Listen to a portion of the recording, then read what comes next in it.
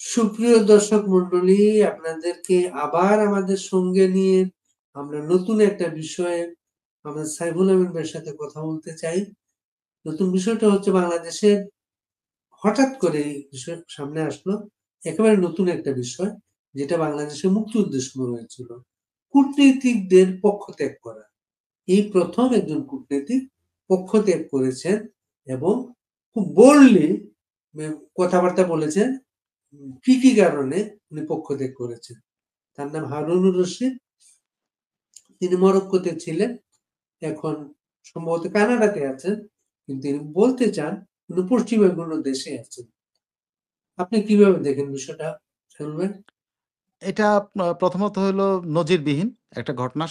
এই সরকারের জন্য, যেকোনো সরকারের জন্য ডিফেকশন একটা নজিরবিহীন ঘটনা। সাধারণত ডিফেকশন মুক্তিযুদ্ধের সময় অনেক ডিফেকশন হয়েছে। কিন্তু এরপরে এই লেভেলের ডিফেকশন আর আ আ আম আ আম আমার জানা মতে নাই। তো এইটা একটা বাংলাদেশ ফরেন মিনিস্ট্রির জন্য একটা বড় ধাক্কা। বাংলাদেশের সরকারের জন্য একটা বড় ধাক্কা এবং যে রাষ্ট্রদূত এই আ ডিফেকশনটা করছেন, তার একটা বোল্ড তিনি সৎভাবে, আমি উনার কথা শুনেছি। উনি আমার মনে হয় নিজের কাছে উনি সৎ হিসেবে নিজের কাছে নিজের সততা যাচাই করেই উনি এই কাজটা করেছেন এবং উনি ফিল করেছেন যে এই সরকারের সাথে তার সম্পর্ক থাকা মানে তিনি নিজের সাথে নিজে প্রতারণা করা। সো উনি এই কাজটা করেছেন। তবে এটা নজিরবিহীন ঘটনা বাংলাদেশের ইতিহাসে এবং ডিফেকশন একটা সরকারের জন্য খুব, এবং এইটা আ যদি আরো ২-১ জন এরকম ডিফেক্ট করে বসে, আরো ২-১ জন যদি এরকম ডিফেক্ট করে বসে, তাইলে কিন্তু এইটা একসময় কিন্তু একটা বড় ধরনের কূটনৈতিক বিপর্যয় হবে। আমাদের ফরেন মিনিস্ট্রির জন্য, আমাদের কূটনীতির জন্য একটা বড় বিপর্যয় হবে। এটা কিন্তু ছোটখাটো বিপর্যয় না। একজন কূটনীতিক বাংলাদেশের প্রতিনিধি, উনি বাংলাদেশের পতাকা বহন করে। এটা নিশ্চয়ই সবাই আমরা জানি। আমাদের কূটনীতিকরা উনারা যে লেভেলের, উনি জয়েন্ট সেক্রেটারি লেভেলে হন, অ্যাডিশনাল সেক্রেটারি লেভেল হন, সেক্রেটারি লেভেল হন, যে লেভেলেরই হন। যেই রাষ্ট্রদূত থাকেন তিনি বাংলাদেশের পতাকা বহন করেন, বাংলাদেশকে বহন করেন। অ্যান্ড মরক্কো থেকে বাংলাদেশের পতাকা বহনকারী একজন ডিফেক্ট করেছে। এটা বাংলাদেশের জন্য নিশ্চয়ই সুসংবাদ না। তার কথাবার্তায় মনে হলো উনি অনেকদিন লেখালেখি করেন।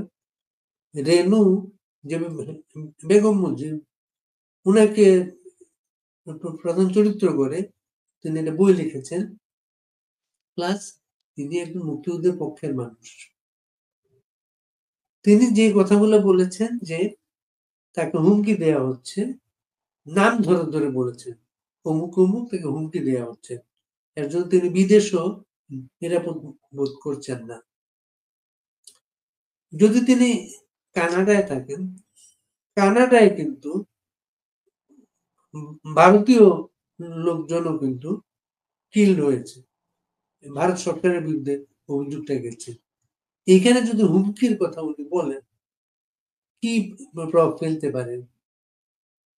ওয়েল রাষ্ট্রীয়ভাবে আমাদের দেশের এই ধরনের কাউকে এরকম ধরেন কোনো কিছু রাষ্ট্রীয়ভাবে কি এই কারোর জন্য হুমকির কারণ বাংলাদেশ, আমার এটা মনে হয় না। তবে যে জিনিসটা মনে হয় যে অনলাইন অ্যাক্টিভিস্টরা যারা আছে, হ্যাঁ?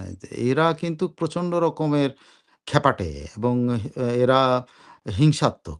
বিভিন্ন জায়গায় এরকম ঘটনাগুলি ঘটছে। তো আমি মনে করি যদি তার কোনো বিপদ থাকে তাইলে এই খেপাটে বাহিনী, যে অনলাইন অ্যাক্টিভিস্ট যারা গত সরকারকে বিদায় করার জন্য যারা ভূমিকা রেখেছেন, তাদের সমর্থক বা তাদের লোকেরা যদি কোনো বিপদ ঘটায় তাহলে সেটা উনার জন্য সত্যিই দুর্ভাগ্যজনক। কিন্তু বাংলাদেশ গভর্নমেন্ট আ এই ধরনের বাংলাদেশ গভর্নমেন্ট এট লিস্ট আ এখানে তো শুধুমাত্র ইউনূস সাহেব বলে কথা না, বা এটা একটা গভর্নমেন্ট, একটা প্রশাসন। এই বাংলাদেশ প্রশাসন এই ধরনের এক্টিভিটিস এর সাথে জড়িত না, কখনোই ছিল না। আমার মনে হয় না। এর আগে একজন সরকারি কর্মকর্তা, একটা মেয়ে ম্যাজিস্ট্রেট লেভেলে, দেশ ভেতরে, দেশের ভেতরে একটা বক্তব্য দিয়ে, ফেসবুক স্ট্যাটাস দিয়ে সে চাকরি হারিয়েছে, সে মামলায় আছে, জামিনে আছে। এই ঘটনার পরে বিদেশের ঘটনাটা ঘটলো। এটা কি আলামত কোনো আরো ঘটতে পারে এটা? না, আমি এটা আলামত বলছি না। ২ টা ঘটনা ২ রকম। একজন হলো প্রতিবাদ করেছে। আ আ যে সে প্রতিবাদ করে চাকরি ছাড়ে নাই। সে কিন্তু রীতিমতো অফিস করেছে। সে প্রতিবাদ করেছে কিন্তু অফিস করেছে। সে চাকরি ছেড়ে দেয়নি। কিন্তু রাষ্ট্রদূত জাহারুনুর রশিদ ওনাকে কিন্তু ওন মানে আ অ মানে অবস্থান ত্যাগ করতে হয়েছে বাধ্য হয়ে। কিন্তু ওই যে তাবাস্সুম, কি তাবাস্সুম যেন উনার নাম? ও কি আম আ নামটা ভুলে গেছি, আই এম সরি। তো উনার কিন্তু সাময়িক বরখাস্ত করা হয়েছে এবং তাকে মামলায় জড়িত করা হয়েছে। সো এই ধরনের ঘটনা দেখেন, আ এটা তো অস্বাভাবিক ঘটনা না। আপনি যদি আ যদি কেউ মনে করে যে আমি মুক্তিযুদ্ধের পক্ষের লোক, এই দলটা যারা ক্ষমতায় আছে তারা মুক্তিযুদ্ধের বিরুদ্ধের লোক। তো মুক্তিযুদ্ধের পক্ষের লোক তো ডিফেক্ট করতেই পারে এবং এটা আরো হওয়াটা অস্বাভাবিক কোনো ঘটনা, আরো হতেই পারে।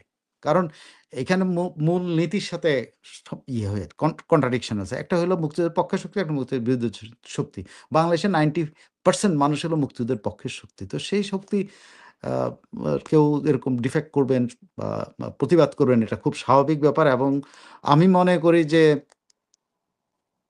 আপনার যদি আন্দোলন হয়, ধরেন নেক্সট আন্দোলন হলে তো এই শক্তিটাই এদেরকে বিতাড়িত করবে। তাই না? সেটা সরকারে থাকুক আর মাঠ লেভেলে থাকুক, যেখানেই থাকুক, বিদেশে থাকুক, এই শক্তিটাই বিতাড়িত করবে। এটা নিশ্চিত থাকেন। এই শক্তিটা যেখানেই, এখন হয়তো উনারা চুপ আছেন, কিন্তু যখন একটু ইয়ে পাবেন, তখন এই শক্তিটাই কিন্তু এই যে অপশক্তিটা এখন দেশের ঘাড়ের মধ্যে পুষে আছে বা যেই বিদেশি শক্তিটা এদেরকে ব্যবহার করতেছে, তারা তাদেরকে বিদায় করতে হলে আমাদের এই শক্তিটার উপরেই নির্ভর হ করতে হবে এবং এরাই হবে মূল শক্তি। সেনাবাহিনী প্রধানের সর্বশেষ যে বক্তব্যটা ইন্টারভিউতে উনি কয়েকবার উল্লেখ করছিলেন প্রফেসর ইউনূস প্লাস হচ্ছে এই ভদ্রলোক হারুনুর রশিদ, উনিও কিন্তু ইউনূসকে নানাভাবে উল্লেখ করেছেন। সেনাবাহিনী প্রধান প্রফেসর ইউনূস যখন বললেন, আমরা যারা বাইরে আছি, এটা আমরা খুব স্বাভাবিক। এইসব দেশে স্যার বলা বা এইসব ইয়েগুলো নাই। নাম ধরেই সবাই সবাইকে ডাকে। এই বিষয়গুলা কি প্রশাসনের ভেতরের কোনো ক্ষোভ থেকে আসছে? না এটি খুব স্বাভাবিক মনে হয় আপনার? না, প্রশাসনের বিরুদ্ধে প্রচন্ড ক্ষোভ আছে। প্রশাসনের ভেতরে প্রশাসন তো প্রচন্ড ক্ষুব্ধ। এই সরকারের সকলের আচরণে প্রচন্ড ক্ষুব্ধ। কেউই স্বতঃস্ফূর্তভাবে কাজ করছে না। তবে এই যে ডক্টর ইউনূস বলা, প্রফেসর ইউনূস বলেন, উনি বলছেন ডক্টর ইউনূস করে বলেছেন। তো এইটা এক ধরনের মানে মানুষ যখন ক্ষুব্ধ হয়, তখন এই ধরনের ঘটনাগুলা ঘটে যে তখন সে কিছুটা হইলো মানে আচার-আচরণে একটু ইনডিফারেন্ট হয়ে যায়। সেটাই ঘটেছে আমাদের সেনাপ্রধানের ক্ষেত্রে এবং হারুনুর রশিদ সাহেবের ক্ষেত্রে। কারণ উনারা যে ক্ষুব্ধ, এই ক্ষোভ প্রকাশ পেয়েছে।